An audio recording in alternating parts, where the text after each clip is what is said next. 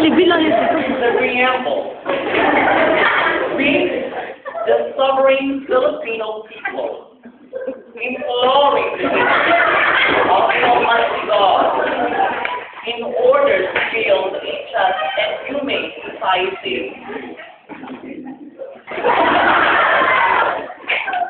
And establish a government that shall embody our ideals and aspirations. Promote, celebrate, conserve, and develop our prosperity.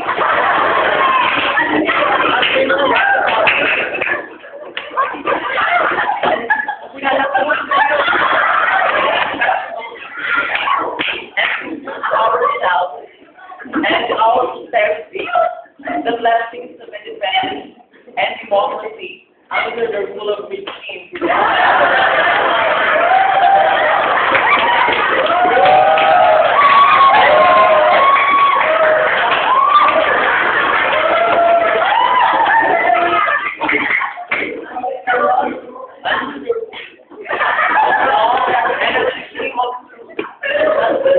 Freedom, love, equality, and peace.